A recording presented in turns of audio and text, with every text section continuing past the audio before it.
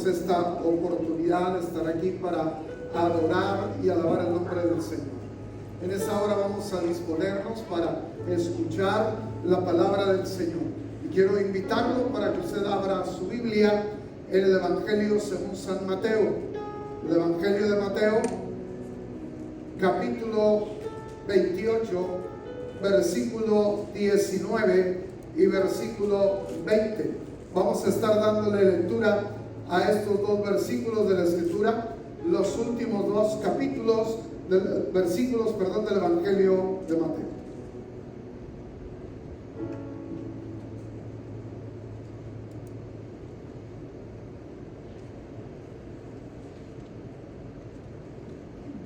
Evangelio según San Mateo, capítulo 28, versículos 19 y 20.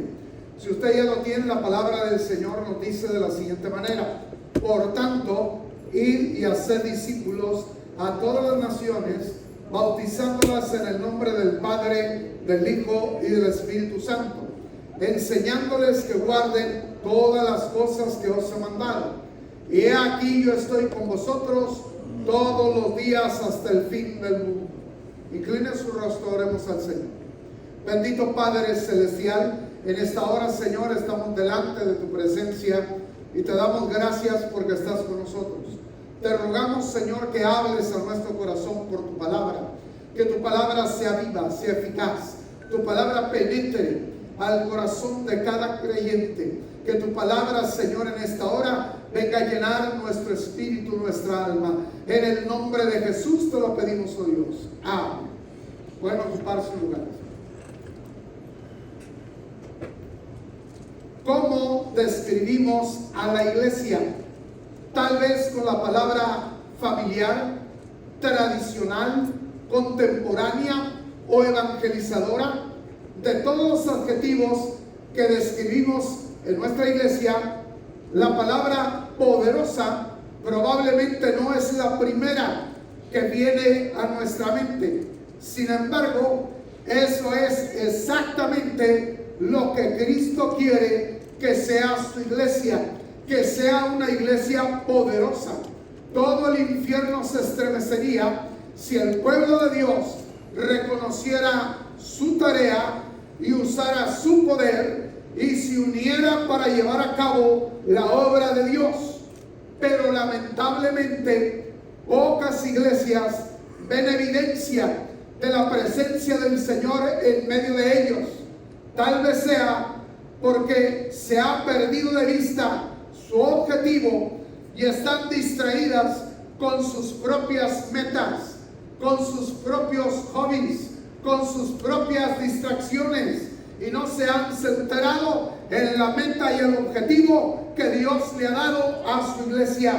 El verdadero poder de la iglesia es espiritual, no es político, ni es tampoco social.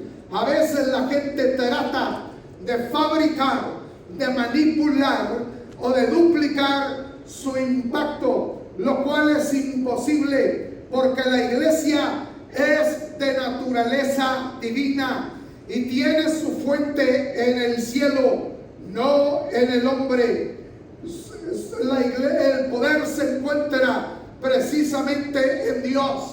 No encontramos el poder en comités, en créditos, en conferencias, ni en congregaciones grandes, sino en la persona de Cristo, que vive en cada uno de nosotros, que vive en sus seguidores. Si queremos ser creyentes dinámicos, tenemos que alinearnos con los objetivos del Señor. Su poder no está disponible para quienes prefieren un disfrute de un club social. Si el pueblo de Dios solo quiere sentirse cómodo, solo quiere sentirse a gusto en las bancas, no tiene ninguna necesidad de la intervención divina. Cristo dio a su iglesia una comisión. Nos dice la Escritura, el versículo al que le dimos lectura: por tanto, id y haced discípulos, bautizándolos en el nombre del Padre, del Hijo y del Espíritu Santo, enseñándoles que guarden todas las cosas que os he mandado. Pero muchos creyentes no están respondiendo. Son como personas que están sentadas en su automóvil con los tanques de gasolina vacíos y con la batería muerta. Están sentados cómodamente, pero sin compartir, sin llevar el evangelio a ninguna parte en el mundo. Las almas en el mundo se están perdiendo. Cada segundo hay millones de personas que mueren y mueren sin Cristo, mueren sin Dios, que no conocen a Cristo, que no conocen la verdad del evangelio. Y nosotros conocemos el evangelio y conocemos la verdad. Pero ¿qué tanto hemos proclamado las buenas nuevas de salvación que lleguen al corazón de la persona, para que esa persona no se pierda, sino que esa persona venga al conocimiento de Cristo? Hay millones de personas que están cayendo en el abismo, que están cayendo precisamente en la eterna perdición, sencillamente porque no ha habido nadie que les predique o que les haya hablado del evangelio. La única esperanza de salvación para este mundo perdido se encuentra en el mensaje dado a la iglesia. Necesitamos nosotros recargar nuestras baterías con el Espíritu Santo y de esa manera empezar a movernos, porque la mayoría de iglesia se encuentra paralizada, está centrada en sus objetivos personales, está sentada en sus distracciones, en su diversión, pero no está centrada en cumplir con la voluntad de Dios. Sencillamente viene por rutina a la casa de Dios para oír un mensaje de Dios, pero no es consciente de que Dios lo ha salvado con un propósito en su vida. No solamente para que le conozcas a Él como el Salvador de tu vida, sino para que también te conviertas en un testigo de Cristo, para que tú des testimonio del Señor Jesucristo. El Señor ha provisto todo lo que necesitamos para llevar a cabo la obra que Él ha puesto delante de nosotros. El Señor puso una gran obra delante de la iglesia, pero también hizo provisión para que pudiéramos nosotros cumplir con la misión que Él nos ha encomendado. Pero cada iglesia es responsable de colaborar activamente con el Señor. ¿Qué tan activo estamos nosotros colaborando con Cristo? El Señor sigue su ministerio, el Señor continúa su ministerio, pero lo hace a través de tu persona, pero lo hace a través de la iglesia. Quiere decir que el Señor tiene que esperar a que la iglesia se mueva para que el Señor pueda obrar, porque el Señor obra usando tu boca, el Señor obra usando tus manos, el Señor obra usándote a ti, usando tu vida, de manera que Él está esperando que la iglesia de Él se ponga en acción, que la iglesia no esté durmiendo, que la iglesia no permanezca inactiva, sino que se active para cumplir la obra que el Señor nos ha encomendado. Ante todo, Él nos ha dado un mensaje de reconciliación y de redención para transmitir al mundo. Hay un mensaje que nosotros tenemos que dar al mundo. Hay un mensaje de reconciliación con Dios. Quiere decir que nosotros se nos ha dado, como dice la Escritura, por medio del apóstol Pablo, el ministerio de la reconciliación, es decir, de reconciliar a los hombres con Dios. Cada uno de nosotros debe de convertirse en un portavoz del evangelio. ¿Qué quiere decir? Anunciar las buenas nuevas del evangelio. Quiere decir que tú tienes que ganar almas para el Señor, procurar que otros a través de tu testimonio conozcan a Cristo como su Salvador. ¿Cómo voy a compartir el evangelio? No necesariamente tienes que aprender para poder predicar un mensaje, un sermón. Sencillamente con los que tú estás a tu alrededor, con la esfera de influencia que tú tienes, con las personas que diariamente tú te rozas. Con ellos tú puedes hablarles del evangelio. Para compartir la fe no se necesita necesariamente estar detrás de un púlpito para predicar el mensaje de salvación. Cada uno ha sido llamado para ser un fiel testigo de Cristo y hablarle a otro del evangelio. Quiere decir, tiene la responsabilidad de compartir la fe. Recuerdo que cuando iniciamos nuestro ministerio en Zacatecas, en el centro del país, en México, era un estado sumamente idólatra. Era un estado donde no había evangelio. No había evangelio, había una sola iglesia evangélica ahí en la capital del estado, y solamente tenía alrededor de unos 20 miembros nada más. Era todo lo que había, pero en realidad todo el estado estaba sin que se hubiera extendido o se hubiera predicado el evangelio. Fuimos enviados a aquel lugar y comenzamos la obra del Señor a predicar en aquel lugar. Por mucho tiempo, por 6 meses, estuvimos nosotros tocando puertas, presentándoles y hablándoles de Cristo, invitándolos a la iglesia para darles el mensaje del evangelio. Durante 6 meses no hubo una sola persona que viniera al templo. Todos los días, de lunes a domingo, los 7 días de la semana, abríamos nosotros el templo con la esperanza de que alguien viniera a oír la palabra del Señor. Habíamos salido, cada día salíamos, todos los días, a evangelizar, a invitar a las personas a la iglesia. Después de 6 meses, vino una señora que vivía enfrente de la casa con su niño, y tuvimos nosotros el primer servicio. Le dije a mi esposa, pues tú cantas y yo le predico. Oiga, así es que ella empezó a cantar alabanzas.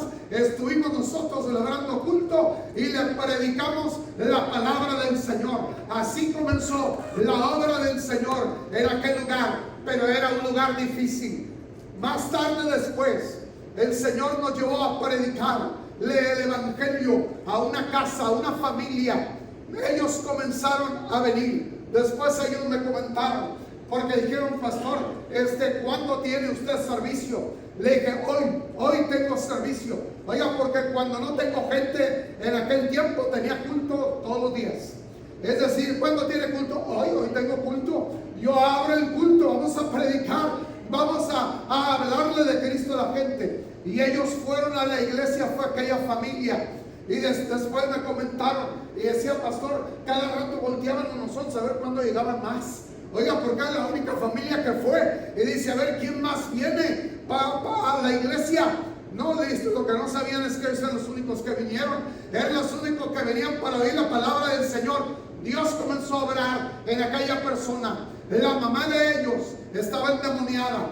Y en una ocasión, en la madrugada, no pudimos dormir durante toda la noche. Estábamos dormitando y llorando, porque había una lucha espiritual muy fuerte. Estuvimos orando, orábamos, dormitábamos y estábamos de las 4 de la mañana.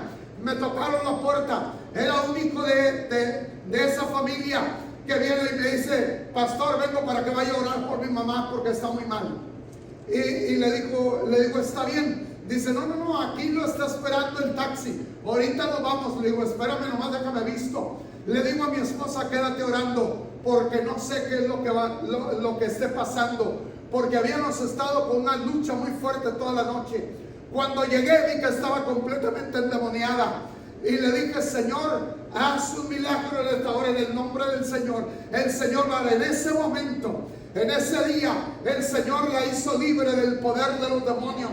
Ella tenía 38 años de estar así, enferma de esa manera, endemoniada. Hermano, no la podía a veces sostener y ella se iba al monte. Oiga, pero en esa ocasión el Señor vino para hacerla libre, para dejarla libre. Ella conoció a Cristo como su Salvador, pero lo primero que hizo fue comenzar a testificar del evangelio al perdido.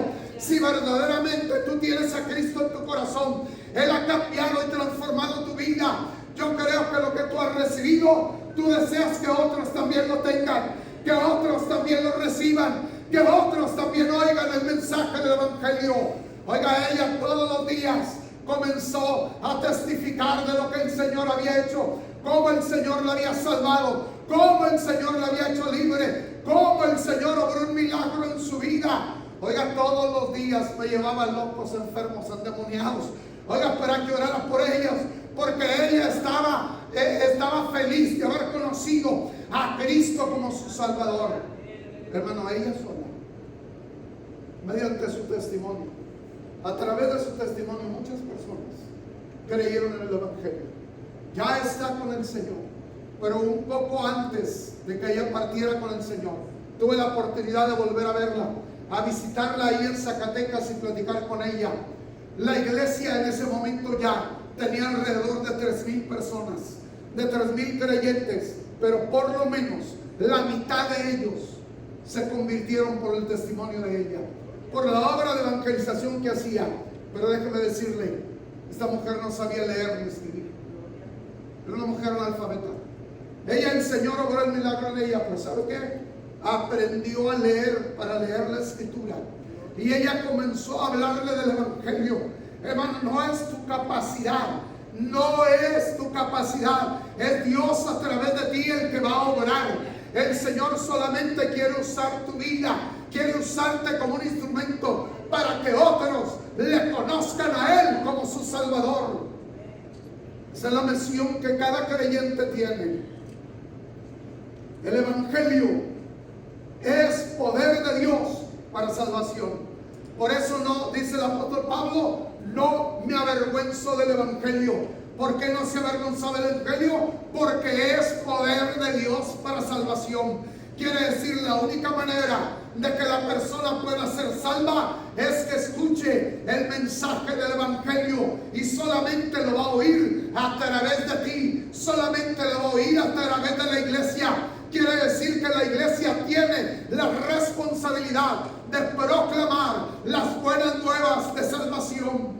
Hermanos, he visto cómo Dios ha transformado la vida de muchas personas a lo largo de nuestro ministerio, cómo han oído el Evangelio y ellos han creído en el Señor, y su vida ha sido diametralmente cambiada por el poder del Evangelio. Por eso, hermano, no tenemos que avergonzarnos de que somos creyentes, de que el Señor es nuestro Salvador, y de testificar el Evangelio, porque el Evangelio de Dios es poder para traer salvación, es poder para transformar el destino de una vida, porque las vidas que están sin Cristo van rumbo al infierno, van caminando al infierno, están caminando a la condenación eterna. Pero el poder del Evangelio tiene el poder de transformarlos y de transformar su destino, porque ese destino de muerte, porque ese destino de condenación es cambiado por un destino de vida eterna, es cambiado por un destino en la presencia de Dios. Oiga, por eso no me avergüenzo del Evangelio, porque es poder de Dios para salvación. Solo los que han recibido la salvación en Cristo pueden decirle a otros cómo pueden ser salvos. Nada más los que han recibido a Cristo, los que han recibido la salvación. Oiga, nadie más puede compartir esta experiencia más que el que la ha recibido, más que el que la ha experimentado. Es el que puede compartir su experiencia. Tan pronto como esta hermana fue libre del poder de los demonios, tan pronto como ella entregó su vida a Cristo, comenzó a testificar del Evangelio. Ella no esperó a ser instruida, a recibir clases de evangelización, cómo tenía que hacerle para evangelizar a alguien. Simplemente ella lo que estaba haciendo era compartir lo que Dios había hecho en ella. En otras palabras, si Dios tuvo el poder de libertarle y de libertarme a mí, le decía, te puede libertar a ti. Si el Señor me hizo libre a mí, te puede hacer libre a ti. No hay nada que Él no pueda realizar. Hermano, pero estamos nosotros realmente interesados en que otros conozcan a Cristo como su Salvador. Solo aquel que ha tenido esta experiencia la puede compartir. Solo Él puede decirle a otros cómo ser salvos. ¿Por qué necesitan la salvación? La responsabilidad de alcanzar a los perdidos descansa exclusivamente en la iglesia. Hay veces que decimos, bueno, es la responsabilidad del pastor. El pastor tiene que ganar almas para Cristo. Es la responsabilidad de los maestros de la escuela dominical. Es la responsabilidad de los líderes de la iglesia. Hermano, es responsabilidad de cada creyente. Es responsabilidad de cada miembro de la iglesia compartir las buenas nuevas de salvación. ¿Qué quiere decir? La iglesia es responsable porque otros vengan al conocimiento de Cristo. Y no hay manera de que se conviertan si no oyen el evangelio. Pablo dice, ¿cómo creerán sin haber quien les predique? ¿Cómo van a creer sin haber oído? Para que crean tienen que haber oído. Y la única manera de que oigan es que nosotros proclamemos públicamente el mensaje del evangelio. El Señor también ha provisto su palabra inspirada, que es la verdad absoluta. El Señor ha provisto la escritura, su palabra inspirada, que es la verdad absoluta. Hermano, la Biblia contiene la verdad absoluta. La Biblia es la palabra de Dios y contiene la verdad absoluta. Oiga, porque ahora todo quieren hacerlo relativo. No, la Biblia no es relativa. La Biblia tiene una verdad que es absoluta y que nosotros tenemos que creerla y recibirla como una verdad absoluta. Cuando una iglesia se aferra a la Biblia y pone activamente en práctica sus principios, el poder de Dios fluye a través de esa congregación. Tenemos que creer en lo absoluto de la palabra de Dios. Pero una iglesia que abandona la palabra o escoge qué partes creer y qué partes obedecer, se separa de la fuente del poder divino. Oigan, porque en la actualidad están surgiendo muchas iglesias que dicen es que esta parte ya no es necesaria, porque la sociedad cambió, porque ahora la mentalidad del hombre es otra. Oiga, podrá cambiar la sociedad y podrá cambiar las costumbres sociales y podrán cambiar los gobiernos y podrá cambiar lo que la persona cree, pero la palabra del Señor dice permanece para siempre. Esa no cambia. La verdad de Dios no cambia. La verdad de Dios sigue siendo absoluta, de manera que no podemos cambiar la palabra de Dios. ¿Cuántos están cambiando el mensaje del evangelio para que sea más cómodo, para que la gente no se incomode, para que las personas se sientan a gusto? Hermano, la palabra de Dios es lo que dice. No la podemos cambiar. El mensaje de Dios no se puede adulterar, no se puede cambiar, no podemos torcerlo, no podemos nosotros adaptarla como nosotros la queremos, como la deseamos, para que no nos incomode. Al contrario, nuestra vida tenemos que vivirla de acuerdo a la palabra de Dios, de acuerdo a sus mandamientos y de acuerdo a la ley de Dios. Tenemos que adaptarla. Nuestra vida es la que se tiene que sujetar y tiene que hacerse de acuerdo a la palabra de Dios. Oiga, pero ahora incluso algunos han dicho es que se necesita reescribir la Biblia, reescribir el evangelio. Oiga, ahora ha salido muy de moda el reescribir. Ahora todos quieren reescribirlo. Oiga, quien escribió la Biblia no fue el hombre, fue Dios quien escribió su palabra. Es la palabra de Dios, es el Espíritu Santo el que la reveló, de manera que no se puede cambiar. Tenemos que aceptarla tal y como nos ha sido entregada la palabra de Dios. Para entender la diferencia que el Espíritu Santo puede lograr en la vida de una persona, veamos la vida de Pedro. Hermanos, es algo tremendo lo que el Espíritu Santo puede hacer. Otra de las cosas que Dios nos ha dado para que nosotros podamos llegar adelante, cumplir con nuestra misión.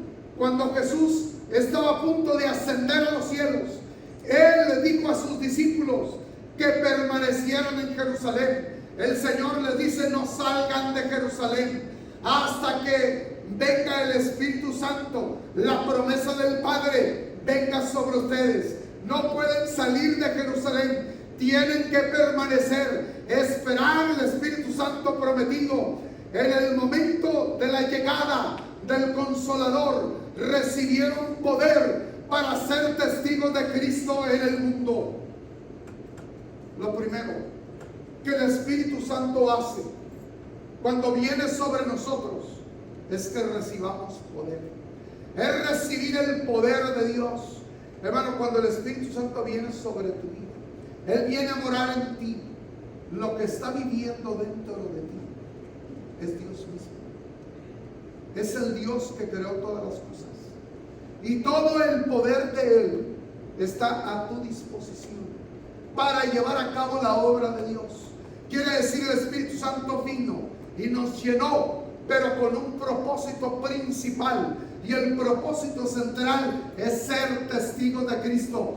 Más recibiréis poder. Cuando recibes el Espíritu, recibes poder. Y el poder que se te da es para que tú testifiques de Cristo, para que tú hables de Cristo. Quiere decir, si verdaderamente el Señor ha venido a llenar tu vida con el poder del Espíritu Santo, hay que testificar de Cristo. Hay que hablar de Cristo. Hay que proclamar las buenas nuevas del Evangelio. Si ellos pudieran haber hecho el trabajo por su cuenta propia, Jesús simplemente les habría dicho: vayan y háganlo, vayan a hacer su trabajo. Ya me voy, ya el Señor va a ascender, ustedes se pueden ir y pueden comenzar a hacer el trabajo. Pueden comenzar a cumplir con la gran comisión. Pero eso no fue lo que el Señor les dijo: no salgas de Jerusalén. El Señor les había dicho: ir y predicar el Evangelio a toda criatura. A todo el mundo hay que predicar el Evangelio. Pero el Señor les dijo: no pueden empezar a hacerlo sin ser llenos del Espíritu Santo. Primero tienen que ser llenos del Espíritu Santo. A pesar de que los discípulos habían vivido con Cristo por más de 3 años y lo habían visto enseñar, realizar señales y milagros, todavía no estaban preparados para llevar a cabo la visión que les había dado. Fíjense bien, tuvieron el alto honor y privilegio de vivir con Cristo por 3 años y medio, de recibir de su boca directamente las enseñanzas y los mandamientos. Y con todo y eso, cualquiera de nosotros puede decir: están más que listos.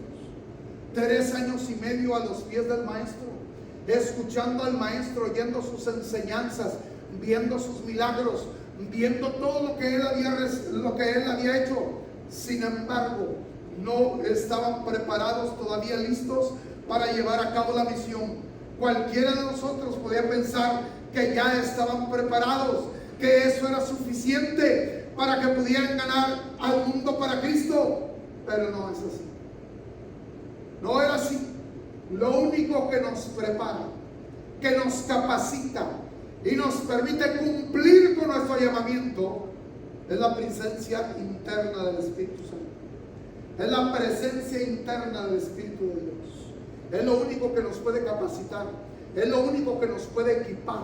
Es lo único que puede hacer que logremos nosotros cumplir con el objetivo, con la misión que el Señor ha puesto en nuestras manos.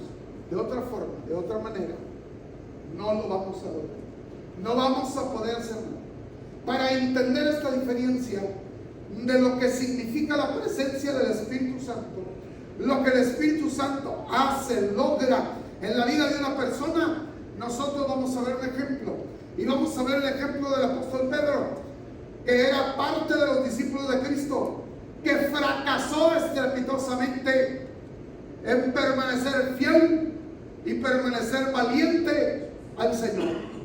La Escritura dice que el Señor les dijo: esta noche todos vosotros se van a escandalizar y todos van a huir. Y Pedro de inmediato saltó y dijo: no, yo no voy a huir, yo no me voy a escandalizar. Él creía que era muy fiel, que él creía que él estaría firme. Y él incluso le dice: si es necesario morir, yo muero contigo. Yo estoy dispuesto a morir contigo. Y todos dijeron: no, pues nosotros también. No nos quedamos atrás, nosotros también somos fieles. Oiga, pero la Escritura nos dice qué fue lo que sucedió. Porque dice que antes que el gallo cantara 2 veces, ya Pedro había negado al Señor 3 veces. Y cuando el gallo cantó la última vez, volteó el Señor y lo vio. Y Pedro dice: salió afuera a llorar amargamente. Por 3 años y medio había sido discípulo de Cristo. Había oído de él sus enseñanzas, creía en él. Sin embargo, todavía no estaba preparado ante una amenaza. Él negó al Señor y ahora estaba fuera llorando con amargura su fracaso. Había negado al Señor, pero después de la crucifixión y resurrección de Cristo, se escondió por temor a los judíos. Pero cuando vino el Espíritu Santo, el día del Pentecostés, Pedro se puso en pie. Había una gran multitud que había venido cuando oyeron el estruendo, cuando oyeron las lenguas que hablaban los creyentes, los discípulos. Y dice que entonces Pedro, dice que ellos decían: ¿qué quiere ser esto? ¿Qué es lo que está pasando? Y algunos decían: yo creo que están borrachos, están ebrios. Oiga, pero Pedro dice: se puso en pie y trajo el primer sermón evangélico, trajo la primera proclamación pública del evangelio. Dice la Escritura: 3,000 personas se convirtieron a Cristo en ese primer sermón. ¡Qué gran diferencia! Que vemos un Pedro diferente, un Pedro distinto. Ya no era el Pedro vacilante, ya no era el Pedro temeroso, ya no era el Pedro que había fallado al Señor. Ahora no tenía temor, ahora estaba firme, y cada palabra que él habló, que él dio, la dio bajo el poder del Espíritu Santo, con tal fuerza, con tal impacto, que la Escritura dice: fueron compungidos sus corazones de aquella multitud, al grado que dijeron: varones hermanos, ¿qué haremos? Fueron convictos de pecado, porque no fue Pedro, no fue la elocuencia de él, no fue la palabra de Pedro, era el Espíritu Santo que estaba redarguyendo los corazones, que estaba convenciéndolos de pecado y de juicio. No es la elocuencia del predicador, ni que también pueda preparar un sermón. Sencillamente es el Espíritu Santo el que obra. Por eso dijo el Señor: Él convencerá al mundo de pecado. Nosotros no lo convencemos, lo convence el Señor de pecado. Pero dice la Escritura que en su segundo mensaje, ese fue el primer mensaje de Pedro, que Pedro incluso les dijo: ustedes rechazaron al Mesías y crucificaron al Santo de Israel. Ustedes fueron los culpables, ustedes son culpables. Pero 3,000 personas se convirtieron. Pero en el segundo mensaje dice la Escritura: 5,000 se entregaron a Cristo. 5,000 se convirtieron a Cristo. Solo 2 mensajes, y la iglesia había recibido a 8,000 miembros más, a 8,000 personas que habían sido salvas. Qué gran diferencia hace la llenura del Espíritu Santo, la llenura del poder de Dios. Es Dios el que obra, es el Espíritu Santo el que obra. Solamente el Espíritu Santo lo que quiere es un vaso que esté disponible, un vaso que esté dispuesto para ser llenado por Él, para ser usado por Él para la gloria del Padre. De veras, tu vaso está listo, tu vaso está disponible para ser llenado por el Espíritu Santo, para que el Espíritu Santo obre a través de tu vida, para que el Espíritu Santo pueda usar tu vida. Hermanos, ese fue el impacto de 2 mensajes del apóstol Pedro. Si los discípulos no podían cumplir con su llamamiento sin el Espíritu Santo, nosotros tampoco. nosotros tampoco no podemos cumplir con nuestro llamamiento sin la ayuda del Espíritu Santo. Humanamente es imposible llevar a cabo el trabajo que Cristo ha dado a su iglesia. Tenemos que estar llenos del Espíritu Santo. Tenemos que ser llenos del Espíritu Santo. ¿Quién dijo que los cristianos han recibido el regalo de la salvación para que puedan holgazanear y esperar hasta que Jesús venga a llevarnos al cielo? Tenemos un trabajo que hacer mientras esperamos que el Señor venga por nosotros. Hay un trabajo que hacer para Cristo. Hay un trabajo en que ocuparnos para el Señor. Él nos llama y Él nos equipa, Él nos prepara, oiga, para que derramemos nuestra vida como una bendición sobre los demás. Aunque todos tenemos dones diferentes, el trabajo de cada persona es vital para el éxito de esta gran misión, para que la iglesia tenga éxito, para que la iglesia impacte. Se requiere la colaboración de cada uno de sus miembros, que cada miembro, de acuerdo al don que ha recibido, lo ministre a los demás, sirva. En otras palabras, es el trabajo que todos en conjunto, en equipo, tenemos que realizar para el Señor. Es la única manera de lograrlo. Hermano, no se trabaja solo.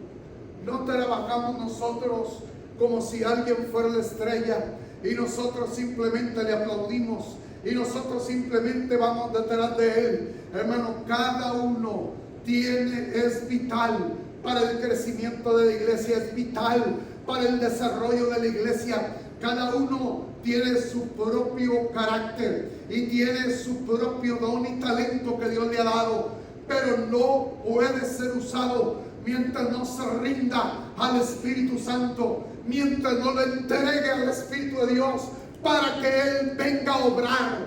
Necesitamos, hermanos, rendirnos a Él.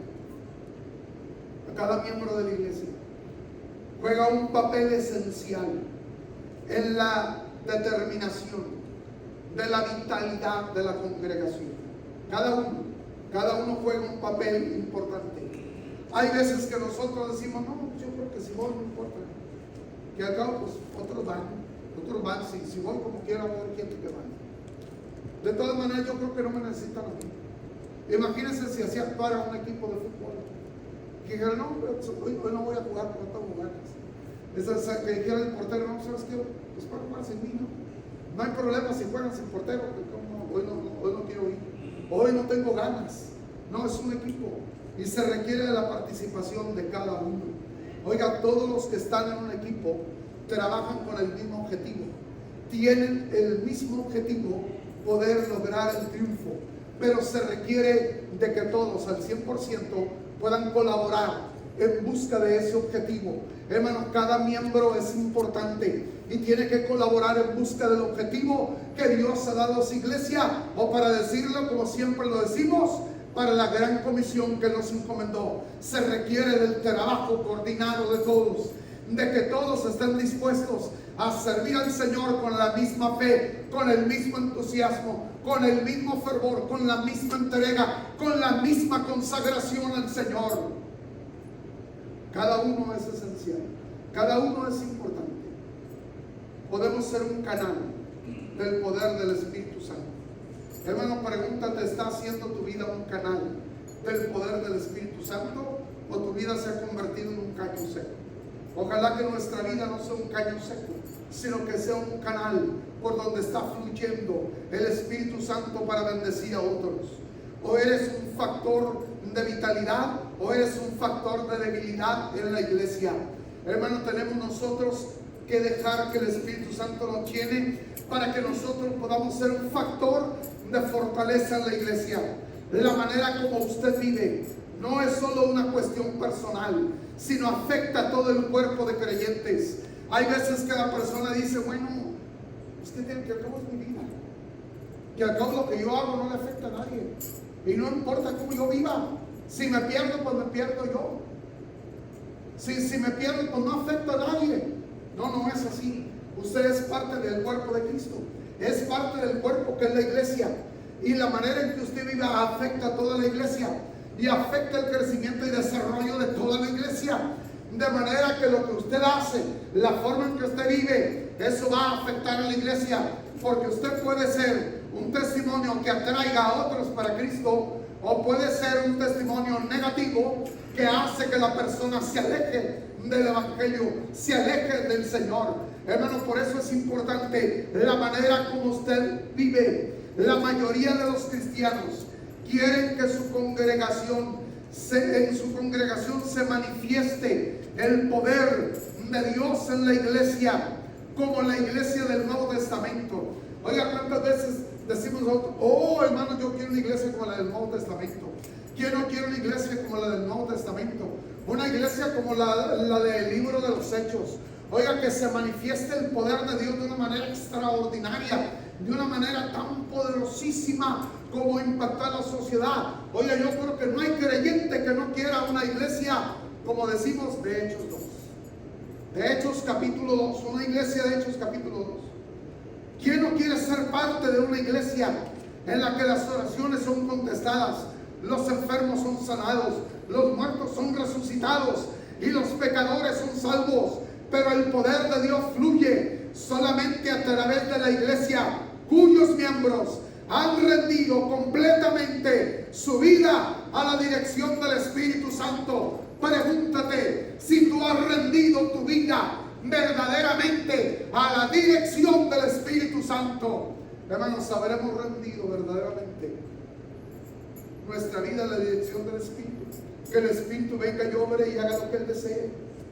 Pero hay demasiados creyentes que no están dispuestos a hacer el compromiso personal de rendir su voluntad al Espíritu Santo. ¿Cuántos de nosotros verdaderamente queremos hacer el compromiso de estar rindiendo nuestra voluntad al Espíritu Santo de Dios? La dirección que tenemos ante nosotros, o la decisión que tenemos ante nosotros, es si vamos a vivir para el Señor o vamos a vivir para nosotros mismos. Porque hay muchos creyentes, pero en lugar de estar viviendo para el Señor, están viviendo para sí mismos. Pregúntate si estás viviendo para ti mismo o estás viviendo para el Señor. Oiga, qué fácil es decir, mi vida es de Cristo, mi vida le pertenece a Él, Él es el dueño de mi vida. Y pregunto, ¿verdaderamente Cristo será el dueño de tu vida? ¿Verdaderamente estás viviendo tu vida para el Señor? ¿Va usted a estar lleno del Espíritu Santo o va a estar usted lleno de sí mismo? ¿Dejará que Dios lo use para llevar a cabo sus planes divinos o desaprovechará su oportunidad? Hoy nos está dando el Señor la oportunidad para que nosotros aprovechemos el tiempo y le sirvamos. Hoy es el día para tomar una decisión, porque usted nunca sabrá cuántos mañanas más tendrá. ¿Cuántas veces decimos mañana? Mañana otro día sí, ahora sí, primero quiero hacer esto y después de que logre esto, ahora sí le voy a rendir completamente mi vida al Señor. Ahora sí voy a hacer la voluntad de Dios. Ahora sí voy a hacer lo que Él quiere. Usted no sabe cuántos mañanas más tendrá. ¿Cuántos mañanas más habrá? Recuerdo que en una ocasión había un hombre al que el pastor le estaba hablando del evangelio. Este hombre era un piloto de una aerolínea. Él estaba piloteando un avión y el pastor pasaba casi siempre, casi cada domingo, cada vez que iba a la iglesia, por la casa donde vivía este hombre, y a veces lo veía y lo saludaba. Siempre que lo saludaba lo invitaba para que fuera a la iglesia, para que entregara su vida al Señor. Oiga, y constantemente le estaba hablando, invitándolo. Y una ocasión, un domingo por la mañana, antes de que llegara el pastor, ya cuando iba para la escuela dominical, se encuentra este hombre saliendo de su casa para subirse al automóvil y le dice, y lo invita a la iglesia. Dice: mire, pastor, sí le prometo que voy a ir a esa iglesia. No voy a ir hoy, porque ahorita dentro de una hora yo tengo que salir, porque voy en un viaje, voy a pilotear el avión para tal lugar. Pero después que regrese, voy a ir a la iglesia y voy a entregarle mi vida a Cristo. El pastor se fue y él llegó al aeropuerto, se subió al avión y comenzó el viaje, no sabiendo que ese sería su último viaje. No llegó el avión a su destino. Él perdió la vida. No sabemos cuántas mañanas. Otro día, tal vez otro día. Tal vez otro día, no, hoy, dice el Señor, hoy. Hoy es el momento, hoy es el tiempo. Hoy es el tiempo de tomar una decisión. Hermano, recuerde, como les he dicho, cómo mi esposa le habló a una persona del Evangelio. Como hubo un joven que estaba viniendo a la iglesia.